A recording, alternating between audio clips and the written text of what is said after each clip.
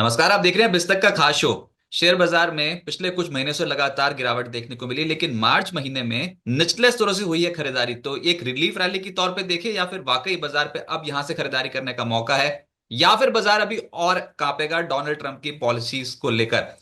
इस पे बात करने के लिए सुदीप बंदोपाध्याय जी हमारे साथ से मौजूद है, इंडिया ट्रेड कैपिटल के ग्रुप चेयरमैन है। सुदीप जी नमस्कार, स्वागत है आपका बिस्तक पे। नमस्कार अजित जी। Thank you.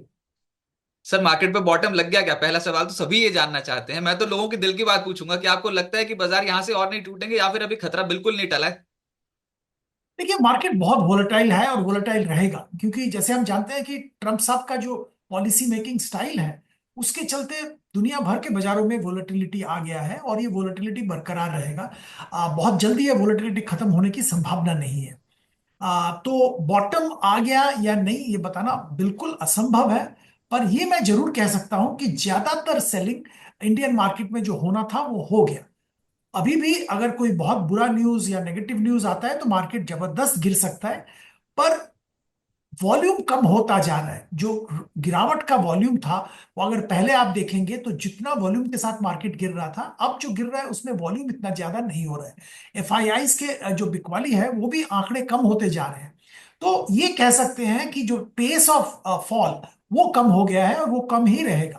पर मार्केट बॉटम रीच कर गया या नहीं ये बताना बिल्कुल असंभव है।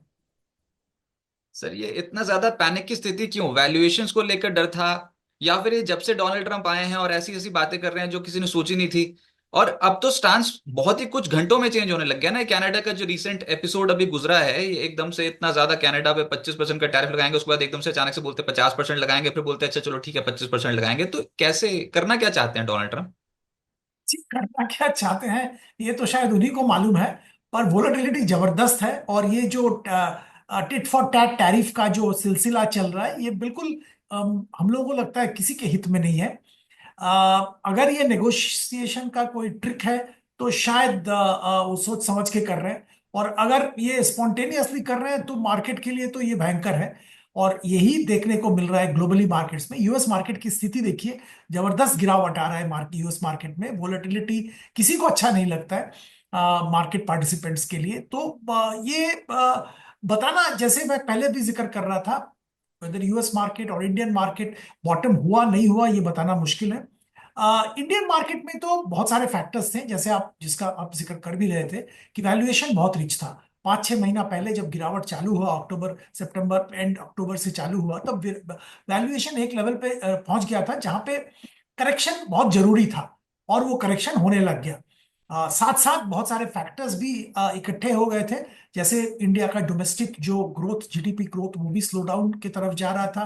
कॉरपोरेट जो परफॉर्मेंस है वो भी ठीक ठाक नहीं आ रहे थे।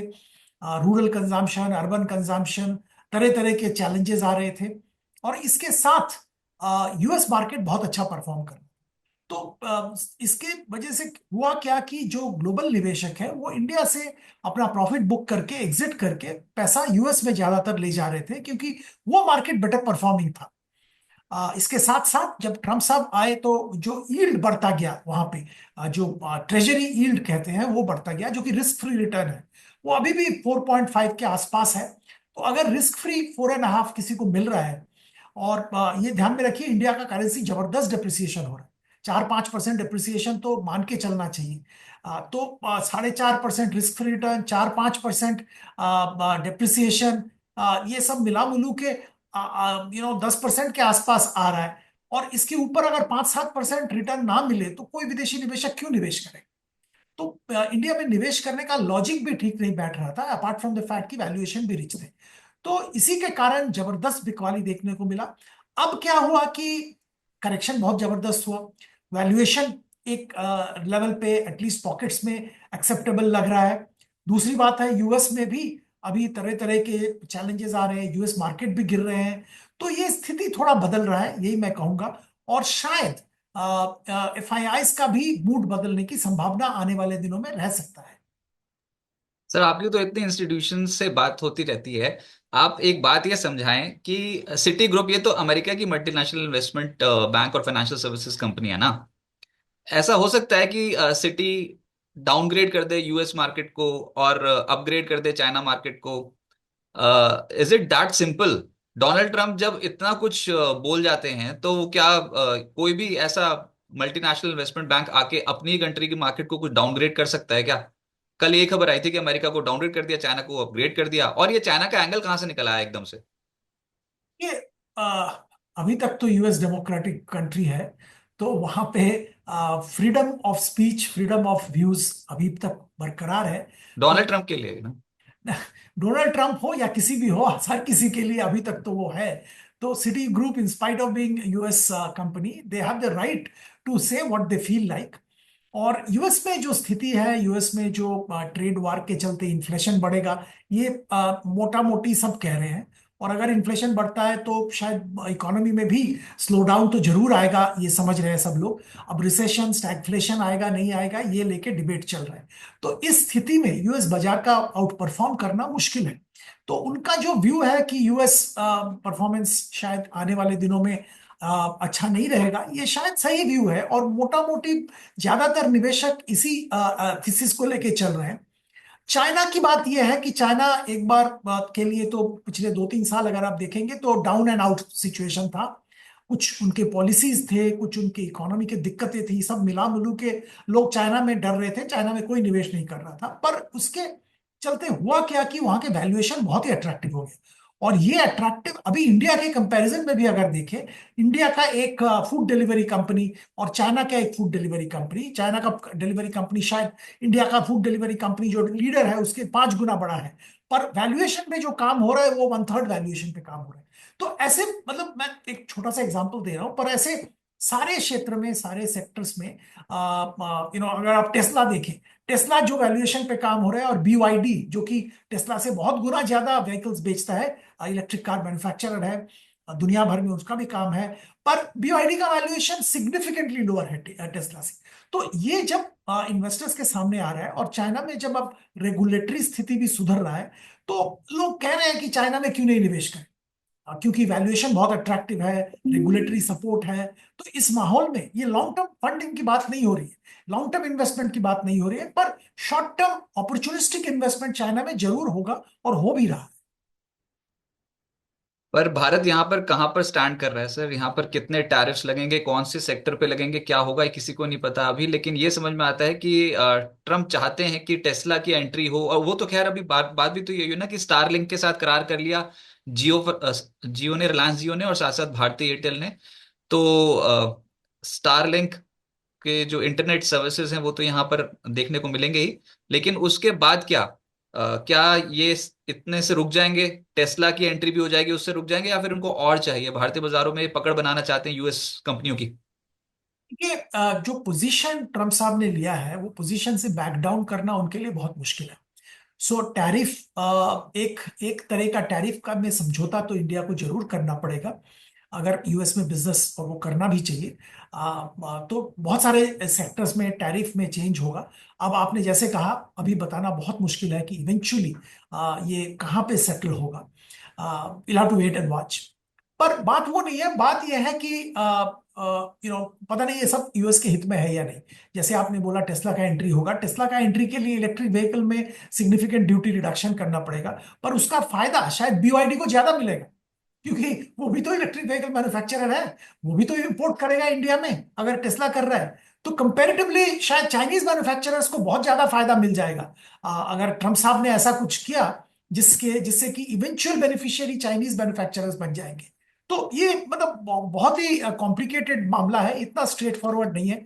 हाँ, ट्रम्प साहब का नजरिया है यूएस मैन्युफैक्चरर्स को बेनिफिट करना। स्टारलिंक जो इलॉन मास्क साहब का है, टेस्ला जो इलॉन मास्क का साहब का है, वो बेनिफिट करना शायद एक इनडायरेक्ट ऑब्जेक्टिव भी है। पर वो इतना स्ट्रेट फॉरवर्ड नहीं होगा, क्योंकि बेनिफिट चाइनीज मैन्युफैक्चरर्स को शायद चला जाएगा। स्टारलिंक का जैसे कह सकते हैं कि जो उसका जो प्राइसिंग स्ट्रक्चर है, इवन अफ्रीका में जो प्राइसिंग स्ट्रक्चर है, वो भी इंडिया में अफोर्ड करने का मतलब क्षमता ज्यादा किसी के पास नहीं होगा।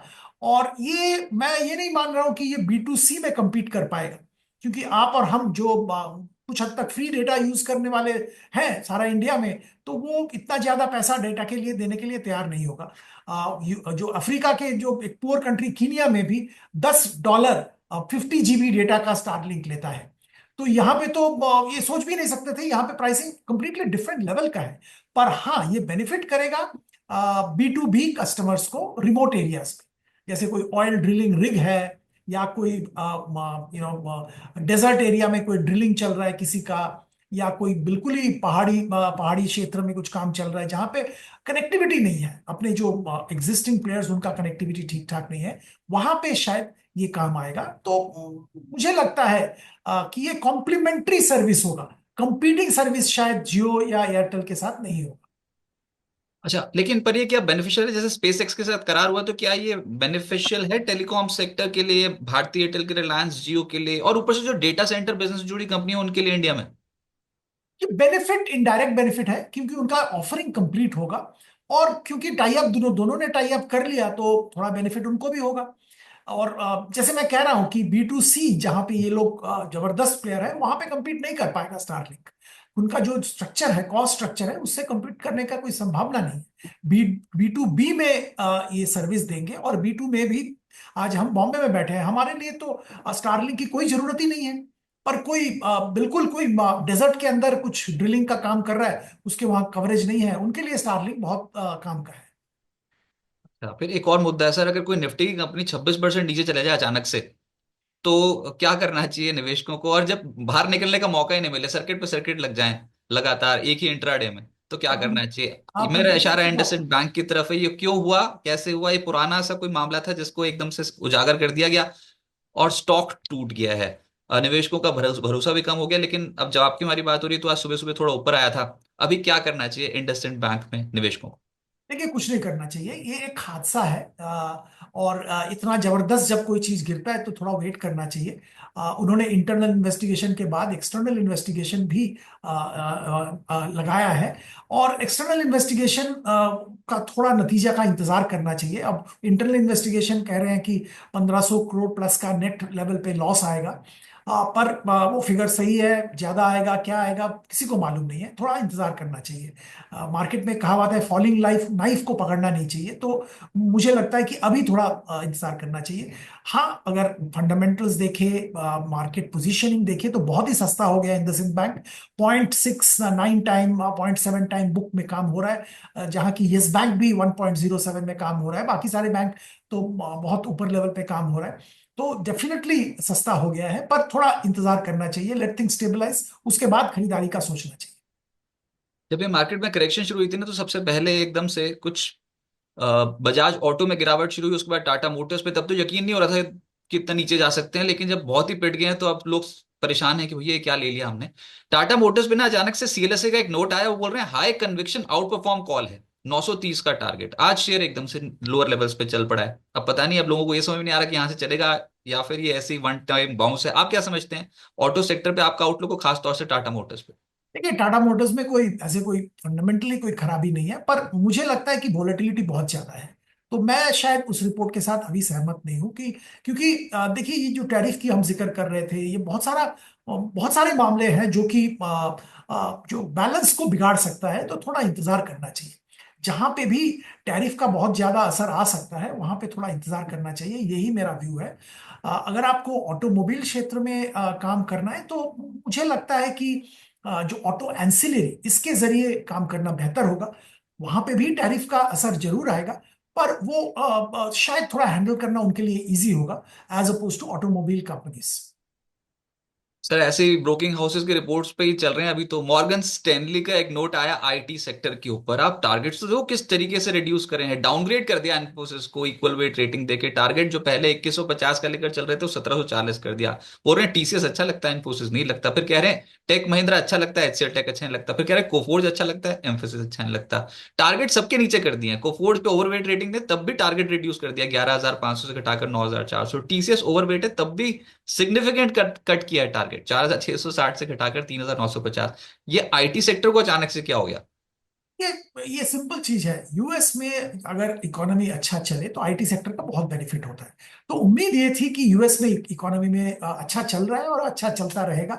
तो उसके हिसाब से टारगेट सेट किए गए थे। पर अब ये ट्रम्प साहब की जो वोलेटाइल पॉलिसी मेकिंग है और जो टैरिफ वार इन्होंने इग्नाइट कर दिया है, इसके चलते सबको लग रहा है कि यूएस इकोनॉमी में एक स्लो डाउन आ जाएगा। अब रिसेशन होगा, स्टैगफ्लेशन होगा, नहीं होगा, इस पे विचार वितर्क सब जारी है।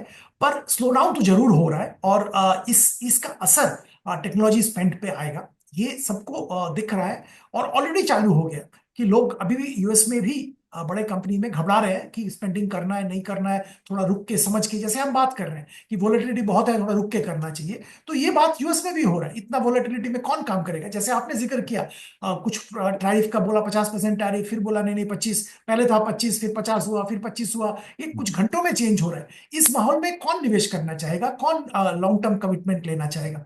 तो यही रिफ्लेक्ट कर रहा है ये रिपोर्ट। ये कह रहा है कि अभी इतना वोलेटिलिटी है, इतना अनसर्टिनिटी है, यूएस इकोनॉमी शायद अच्छा परफॉर्म नहीं करेगा। तो इसके चलते ये लोग टारगेट रिड्यूस कर रहे हैं।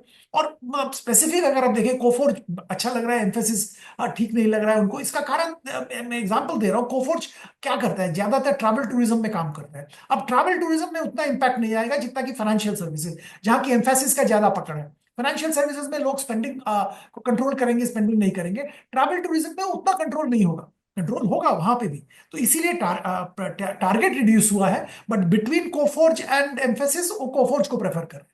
तो ऐसे अगर कंपनी वाइज एनालाइज करेंगे तो वो सामने आएगा क्यों कह रहे हैं। पर बात तो ये है कि यूएस में स्लो डाउन का फियर है, और उसी के चलते ओवरऑल टारगेट घटाया गया है। तो क्या ये घरेलू म्यूचुअल फंड्स डटे रहेंगे सर? आपको लग रहा है जो जितनी खरीदारी करते चले आए हैं इनके पास अभी भी इतनी सरप्लस लिक्विडिटी रहेगी? रिटेल निवेशक पहले म्यूचुअल फंड में एसआईपी करते रहेंगे और म्यूचुअल फंड बाजार में पैसा डालते रहेंगे ऐसे अनसर्टेन मूड माहौल में भी? देखिए, रिटेल मुझे लगता है कि पैसा आता रहेगा। जो एसआईपी के आंकड़े आएंगे उस पर जरूर नजर रहेगा। पर ओवरऑल मुझे नहीं लगता है कि एसआईपी ज्यादा कुछ इम्पैक्ट, नेगेटिव इम्पैक्ट आएगा। इंडियन मार्केट का डायनामिक्स अलग है, और एक लेवल पे इंडियन मार्केट्स कुछ हद तक, मैं ये नहीं कह रहा हूं इंसुलेटेड है, डेफिनेटली इंसुलेटेड नहीं है, लिंक है। पर कुछ हद तक इंडिया का डोमेस्टिक कंजम्पशन बहुत जबरदस्त है। और अगर डोमेस्टिक इकोनॉमी ठीक ठाक चले, जो कि नहीं चल रहा था, जहां पे दिक्कत आ रही थी, अगर इकोनॉमी ठीक ठाक चलना चालू हुआ तो कुछ सेक्टर्स, कुछ कंपनीज, कुछ कैश फ्लोज ठीक हो जाएंगे। तो वो उस पर ध्यान जरूर रहेगा। डोमेस्टिक म्यूचुअल फंड्स जरूर निवेश करते रहेंगे, क्योंकि इंडिया का लॉन्ग टर्म में कोई दिक्कत नहीं है। हाँ, वोलेटिलिटी अभी ट्रम्प साहब के चलते और जियोपॉलिटिकल इवेंट्स के चलते है। पर ये वोलेटिलिटी हम लोगों को सहना पड़ेगा, मार्केट में रहना है तो। पर ओवरऑल अगर मीडियम लॉन्ग टर्म की बात करें तो इंडिया में ऐसा कोई दिक्कत नहीं है। हाँ, इंडिया का ग्रोथ ठीक करना है, इंडिया के कॉर्पोरेट परफॉर्मेंस ठीक करने हैं, वैल्यूएशन ऑलरेडी अट्रैक्टिव हो गया है। तो पॉकेट्स में, हर जगह पे नहीं बट पॉकेट्स में अट्रैक्टिव हो गया है। तो अगर कोई लॉन्ग टर्म का सोच के निवेश कर रहा है, कोई दिक्कत नहीं है। बाजार के लिए जो अगला बड़ा ट्रिगर आएगा वो क्वार्टर अर्निंग्स पे आ जाएगा। क्वार्टर फोर की अर्निंग से कुछ एक्सपेक्टेशन करें? पिछले दो तीन तिमाहियां तो निपट गई, ये अभी आने क्वार्टर फोर वाली जो अर्निंग्स आएंगी इसमें कुछ बेटर एक्सपेक्टेशन कर सकते हैं, या फिर ये बार इस बार भी खराब ही रहेगा मामला? देखिए, मुझे लगता है कि थोड़ा सुधार आएगा, ज्यादा सुधार नहीं आएगा। बाय एंड लार्ज इतना बड़ा कंजम्पशन पिकअप हुआ नहीं है। तो बहुत ज्यादा पॉजिटिव इम्पैक्ट देखने को नहीं मिलेगा। पर इसके साथ साथ Q1 और Q2 के जो एक्सपेक्टेशन है वो बिल्ड होना चालू हो जाएगा। मॉनसून का बातचीत चालू हो जाएगा, मॉनसून का प्रेडिक्शंस आना चालू होगा। वो सब पे ध्यान रखना पड़ेगा। और ओवरऑल और एक बहुत इंपॉर्टेंट चीज जिस पे ध्यान रखना पड़ेगा कि डोमेस्टिक इन्फ्लेशन एक्सपेक्टेशन ये है कि आज इन्फ्लेशन के आंकड़े बाद में आएंगे, तो आपको देखना पड़ेगा इन्फ्लेशन के आंकड़े शायद कम आ जाएंगे। और जो फूड इन्फ्लेशन, जिसको लेके इतनी बड़ी परेशानी थी आरबीआई का, सरकार का, फूड इन्फ्लेशन कंट्रोल में कुछ हद तक आया है। तो इसका बहुत पॉजिटिव असर इंडियन इकोनॉमी पे, इंडियन मार्केट पे आएगा। और ये आरबीआई को हेल्प करेगा रेट कट करने में, डोमेस्टिक मार्केट में रेट कट करने में, जो कि जिसकी बहुत जरूरत है ग्रोथ को बढ़ावा देने के लिए। तो एक अच्छा पॉजिटिव इकोसिस्टम शायद क्रिएट हो सकता है। इन्फ्लेशन कम होता जाएगा, आरबीआई रेट कम करता जाएगा। आरबीआई ने पिछले दिनों में आपने देखा बहुत जबरदस्त लिक्विडिटी इन्फ्यूज किया है मार्केट में। ये सब आरबीआई की तरफ से एफर्ट हो रहा है ताकि इकोनॉमी को, ग्रोथ को बढ़ावा दे जा सके। सर मार्केट्स पे अगर खरीदने की हिम्मत करनी हो तो आपको कौन से सेक्टर्स लग रहे हैं जहां पर आपको लग रहा है कि हाँ आप धीरे धीरे करके ये अच्छे सेक्टर्स हैं और इनसे जुड़ी कंपनियां आउट परफॉर्म कर सकती हैं? देखिए, एक तो मैं डिफेंस में पॉजिटिव हमेशा था, पर वैल्यूएशन बहुत खतरनाक थे तो इसीलिए मना करता था लोगों को। पर डिफेंस में अभी, क्योंकि ग्लोबली एक डिफेंस में एक रेजुविनेशन आ गया है। यूरोप को बहुत बड़ा डिफेंस स्पेंडिंग करना है, वो करने के लिए तैयार भी हो गए हैं। बाकी चारों तरफ हो रहा है। और डिफेंस इलेक्ट्रॉनिक्स, भारत इलेक्ट्रॉनिक्स, ये मेरा पसंदीदा शेयर बहुत दिनों से है, मैंने पहले भी जिक्र किया है। ये बीईएल पे जरूर खरीदारी कीजिए लंबी अवधि के लिए। अब पावर सेक्टर में हमारा पॉजिटिव व्यू है। और पावर सेक्टर का दिग्गज कंपनी एनटीपीसी, यहां पे भी खरीदारी कर सकते हैं। हम लोगों को लगता है कि पावर में एक स्ट्रक्चरल पॉजिटिव इंडिया में आया है, और पावर डिमांड कंटिन्यूअसली बढ़ रहा है। एनटीपीसी सबसे बड़ा कंपनी है पावर मैन्युफैक्चरिंग में, जनरेशन में, और इनके बैकवर्ड फॉरवर्ड लिंकेजेस बहुत बेहतरीन है। तो एनटीपीसी में बेझिझक खरीदारी कीजिए। पावर, इतना बड़ा पावर कैपेसिटी आने वाले दिनों में इंडिया को इंस्टॉल करना है। और ये पावर कैपेसिटी अगर आना है तो इसको फाइनेंसिंग करने वाला होना चाहिए। बैंकों के बस में नहीं है फाइनेंस करना, तो स्पेशलाइज्ड पावर फाइनेंसिंग कंपनीज, जो पीएफसी, आरईसी, इरेडा वगैरह है, इनके लिए भी बहुत बड़ा बिजनेस का अपॉर्चुनिटी आने वाले दिनों में है। इनका एसेट क्वालिटी भी इंप्रूव किया है, तो यहाँ पे भी ध्यान दिया जा सकता है। इसके अलावा मुझे लगता है कि सरकार की तरफ से जो स्पेंडिंग हो रहा है, पिछले साल इलेक्शन के जरिए थोड़ा स्लो डाउन हो गया था, अब वापस वो मोमेंटम पकड़ रहा है। और ये सरकार का स्पेंडिंग इंफ्रास्ट्रक्चर में होता है, कंस्ट्रक्शन में होता है, इरिगेशन में होता है। तो ये हर जगह पे सीमेंट की जरूरत होती है। तो सीमेंट सेक्टर की कंपनी, पर्टिकुलरली जो दिग्गज कंपनी अल्ट्राटेक, मैं थोड़ा सेफ शेयर सजेस्ट कर रहा हूँ, एग्रेसिव नहीं, तो अल्ट्राटेक में खरीदारी की जा सकती है। तो डिफेंस में भारत इलेक्ट्रॉनिक्स, पावर में एनटीपीसी, आरईसी, पीएफसी, इरेडा, और सीमेंट में अल्ट्राटेक, जरूर निवेशक ले सकते हैं लंबी अवधि के लिए करंट लेवल। तो इसमें कहीं बैंकिंग सेक्टर का नाम नहीं है? बैंक्स पे क्या अभी थोड़ा अनसर्टेन मूड माहौल बना रहेगा? देखिए, बैंकिंग में मैं इसलिए बोल रहा हूँ कि अभी ये जो हादसा इंडसइंड बैंक का हुआ है, इसके चलते आरबीआई सारे बैंकों के जो डेरिवेटिव एक्सपोजर है, फॉरेक्स एक्सपोजर है, उस पर थोड़ा बहुत एग्जामिन कर रहे हैं। शायद कहीं प्रॉब्लम नहीं है, पर थोड़ा रुक के खरीदारी करना बेहतर होगा। पर इसमें एक बैंक का जिक्र मैं जरूर कर सकता हूँ, एसबीआई। मुझे बहुत अच्छा लगता है करंट लेवल पे। असेट क्वालिटी सिग्निफिकेंटली इंप्रूव हुआ है, क्रेडिट ग्रोथ अच्छा आने वाले दिनों में होने का संभावना है, सारे सब्सिडीज अच्छा परफॉर्म कर रहे हैं, वैल्यूएशन अट्रैक्टिव है। तो एसबीआई में खरीदारी जरूर की जा सकती मिड कैप और स्मॉल कैप स्टॉक्स में जो फंसे हुए हैं वो क्या करें, और क्या मौजूदा स्तरों पे mid cap small cap stocks को एक्यूमुलेट कर सकते हैं, या फिर कोई थीम जो आपको लग रहा है कि बहुत अच्छा प्ले करेगी? है। देखिए, मिड कैप स्मॉल कैप मतलब ऐसे नहीं देख के कंपनी वाइज देखना चाहिए, मुझे लगता है। जैसे मैं जिक्र कर रहा था, ऑटो एंसिलियरी अच्छा अपॉर्चुनिटी है लॉन्ग टर्म के लिए, इंडिया के लिए। फार्मा और chemical, speciality chemical, long term के लिए बहुत अच्छा लगता है। अब बहुत अनिश्चयता है, क्योंकि ये टैरिफ के जो सारे गोल गोल चल रहे हैं टैरिफ के, उसमें स्पेसिफिकली बताना किसको क्या बेनिफिट होगा डिफिकल्ट है। पर अगर एक एग्जांपल के तौर पे फार्मा में, मैं पिरामल फार्मा मुझे अच्छा लगता है। देखिए, पिरामल फार्मा का बहुत बड़ा मैन्युफैक्चरिंग सेटअप यूएस में है। तो अगर टैरिफ कुछ भी हो, उनको ज्यादा दिक्कत नहीं होगा। बिजनेस भी वैसे बहुत अच्छा कर रहा है, सीडीएमओ में दिग्गज प्लेयर बन रहे हैं, कॉम्प्लेक्स हॉस्पिटल जेनेरिक्स में अच्छा काम कर रहे हैं। तो यहाँ पे जरूर खरीदारी की जा सकती है। मैनकाइंड फार्मा, ये 95% प्लस इनका बिजनेस डोमेस्टिक मार्केट में है, तो टैरिफ का कुछ असर इनको होने वाला नहीं है। तो यहाँ पे, और डोमेस्टिक फार्मा ग्रोथ 25% सीएजीआर से हो रहा है, तो यहाँ पे जरूर निवेश की जा सकती है। इन्होंने बीएसवी जो एक्वायर किया था पिछले 6-8 महीना पहले, वो भी आने वाले दिनों में उसको बहुत हेल्प करेगा। ये ऐसे एग्जांपल हम बहुत दे सकते हैं, पर पॉइंट ये है कि थोड़ा सतर्क रहिए, पर अच्छे कंपनी चुनिए और वहां पे निवेश करिए। अपॉर्चुनिटी अभी भी है, और थोड़ा लॉन्ग टर्म सोचिए। ये कल परसों सुबह क्या होगा, ट्रम्प साहब क्या बोलेंगे, क्या होगा, ये बताना किसी के बस का नहीं। सर इतने सारे तो डीमैट अकाउंट खुले थे पिछले साल, और ज्यादातर तो वो जो आईपीओ आए थे ना, उसके चलते भी तो खुले थे। पता था नहीं कि क्या करना है क्या नहीं करना है, बस ये था कि सामने वाला लगा रहा था मैं भी लगाया, तो क्या पता लॉटरी लग जाए। अब जिनकी लॉटरी लग गई वो भी बहुत परेशान है। कई कई स्टॉक्स तो अपने आईपीओ प्राइस के नीचे जाके ट्रेड करना शुरू कर दिया उन्होंने। तो क्या करें? अब वो जो नई कंपनियां लिस्ट हुई थी, नए मेहमान थे मार्केट्स के उनमें, और जो फंस गया अब उसको क्या बहुत वेट करना पड़ेगा? बहुत हैं ऐसे स्टॉक्स जो अपने आईपीओ प्राइस से, लिस्टिंग प्राइस से नीचे कर रहे हैं कामकाज। देखिए, पहली बात तो है, हड़बड़ा के कोई करके कुछ करके फायदा नहीं है, कि वोलेटिलिटी बहुत है, हड़बड़ाने की कोई मतलब नहीं है। पर आपको स्टॉक स्पेसिफिक होना पड़ेगा। यहाँ पे आपको देखना पड़ेगा, आपने कोई अच्छा कंपनी में का शेयर खरीदा है, तो अगर वहां पे निवेशित रह सकते हैं। करेक्शन शायद टेम्पोररी है, प्राइस ऊपर अट्रैक्टिव अभी बन गया, फ्रेश बाइंग काउंटर में आना चालू हो जाएगा, तो शायद आपके लिए वेट करना सही होगा। पर अगर आपने ऐसा कोई सेक्टर, ऐसा कोई कंपनी में लिया है जहां पे फ्यूचर भी बहुत अच्छा नहीं लग रहा है, तो शायद अपॉर्चुनिटी देख के एग्जिट लेना सही होगा। बट स्टॉक स्पेसिफिक बहुत होना पड़ेगा वहां पे, रजत जी। तो अभी आप निवेशकों को क्या मैसेज देंगे सर? ये आखिरी सवाल होगा।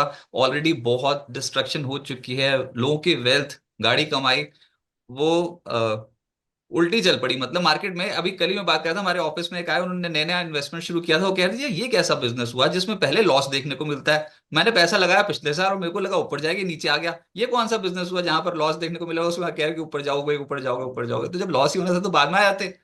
तो क्या, कैसे सलाह क्या दें उनको, क्या राय देंगे कि इत्मीनान रखो कि सब सही हो जाता है? आपने तो इतने गिरावट देखी है, इतनी ज्यादा हड़कंप देखा है मार्केट में, तो कैसे तसल्ली दें निवेशकों को भी? ठीक है, तसल्ली तो यही देंगे कि देख, मार्केट में अगर आप आए हैं तो थोड़ा लॉन्ग टर्म सोचिए।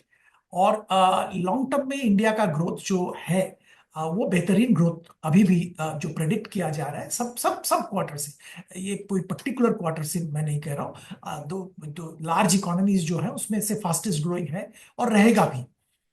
तो अगर अगर और मैं एक चीज और बता रहा हूँ, मान लीजिए इंडिया का ग्रोथ 6.5%, जिसका जिक्र किया जा रहा है, करीब 6.5% जीडीपी ग्रोथ की बात हो रही है, 4-4.5% का इन्फ्लेशन की बात हो रही है, तो 10-10.5% की आपका नॉमिनल ग्रोथ की बात हो रहा है। और अगर इसमें अपने अच्छे कंपनीज, अच्छे सेक्टर में शेयर खरीदे तो 5-6% और आपके अपसाइड उसके ऊपर मिलेगा। तो 15-16% जो रिटर्न आपको एक इन्वेस्टमेंट से मिल रहा है, वो तो बेहतरीन रिटर्न है। इतना रिटर्न कहाँ से मिलेगा आपको? आपको जो जो जो जो बुल रन में जो रिटर्न मिलता है 20-30% मंथली मिलता है, उसको भूल जाइए, वो एबरेशन है। पर 15-16% रिटर्न अगर सालाना आपको मिलता है एक कहीं अच्छे सेक्टर में किसी एवेन्यू में निवेश करके, उसमें कोई बुराई नहीं है। और वो अगर आपने अच्छा निवेश किया तो वो गारंटीड है इंडियन मार्केट। अभी भी ये मैं जरूर कहूंगा कि अभी भी बहुत सारे पॉकेट्स में आफ्टर करेक्शन अट्रैक्टिव वैल्यूएशन पे शेयर्स अवेलेबल है, प्रोवाइडेड आपका टाइम होराइजन 1 साल प्लस है। तो कोई बुराई नहीं है अभी भी मार्केट में थोड़ा थोड़ा करके पैसा लगाना, या एसआईपी के जरिए आप पैसा लगा रहे हैं तो एसआईपी को चालू रखना, कोई बुराई नहीं है इसमें। है वैसे रिलेटिव है, क्योंकि पिछली बार जो फंसा ना, उसके कॉन्फिडेंस इतना आसानी से आ नहीं रहा है। ये तो नया नई पूंजी डालनी पड़ेगी ना मोहित दोस्तों पे। सवाल ये था कि जो पीछे फंस गए, 30-30, 40-40% नीचे, उनको कैसे तसल्ली दी जाए? सिर्फ ये बात की है कि अगर आपने सही निवेश किया है, म्यूचुअल फंड में निवेश किया है, तो मार्केट में करेक्शन आते रहते हैं। मार्केट में करेक्शन आया, आप मार्केट में निवेशित रहिए, आपको over a period of time अच्छा रिटर्न मिलेगा। अगर हड़बड़ा के अभी आप एग्जिट करेंगे तो लॉस बुक हो जाएगा, आप मार्केट से बाहर चले जाएंगे। तो मार्केट जब ऊपर जाना चालू होगा उसका बेनिफिट आपको नहीं मिलेगा। पर अगर आप निवेशित रहते हैं तो मार्केट ऊपर जरूर जाएगा, और जब जाएगा उसका बेनिफिट भी आपको मिलेगा। राइट, सुदीप जी, बहुत शुक्रिया अपना समय बिस्तक को देने के लिए और अपनी राय स्टॉक मार्केट पे रखने के लिए। बिस्तक की पूरी टीम की ओर से, मेरी ओर से आपको होली की हार्दिक शुभकामनाएं सर। बहुत बहुत शुक्रिया।